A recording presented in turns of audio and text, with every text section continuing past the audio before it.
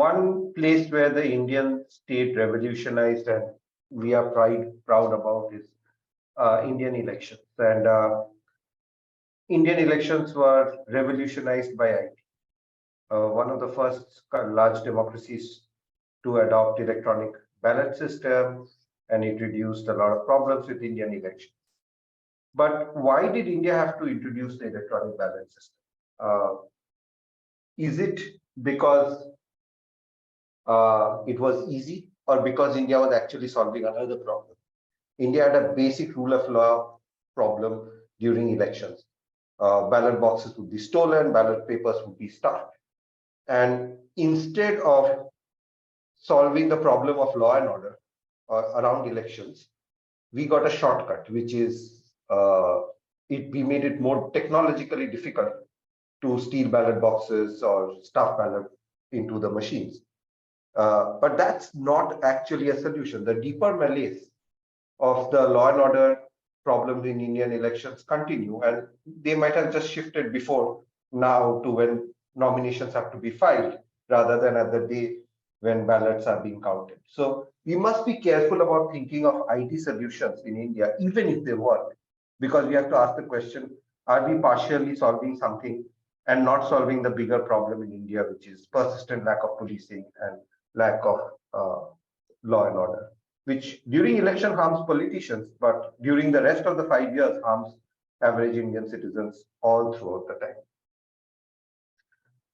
Technology may help in some of these solutions, of course, but it's very expensive, especially when we think of a few thousand district magistrates courts all over this country, plus the high courts, plus the system. And so the question we should ask ourselves is this the cheapest solution we have to solving the problem of the Indian judiciary?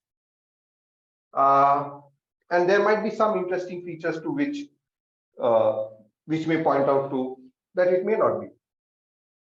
So Delhi has the least number of judges in India per case, and it has the fastest court.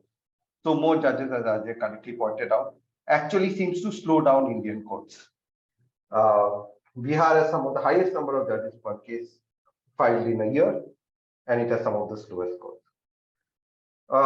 Indian judges deal with around 220 new filings per year, and US judges, sorry for the typo, face more than 550 cases per year, new filings, and they seem to do it at a much faster rate than us. So there seems to be a problem with our judiciary, which we do not seem to acknowledge. The other problem that we don't seem to acknowledge is that apart from judges, there are two other parties in the case, which is the defendant and the plaintiff. And what are their incentives to this issue? We did a paper when we found out that in debt recovery tribunals, banks took more adjournments than the defendants in some cases, or in actually a lot of cases.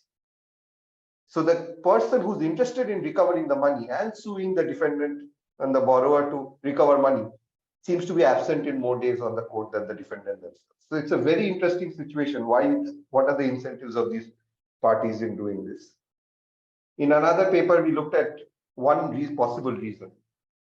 In India, the courts award so low interest rates for cases that if you delay a case long enough, even if you lose the case with 100% certainty, you may end up winning money, because just the opportunity cost of that time value of money is so high compared to the interest that the courts award.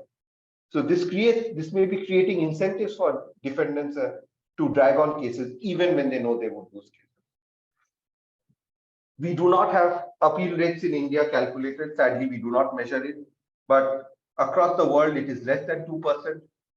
There is some indicative evidence that in India, it might be as high as 10% in some places. So there seems to be, as Ajay correctly pointed out, an accuracy problem in the Indian court system.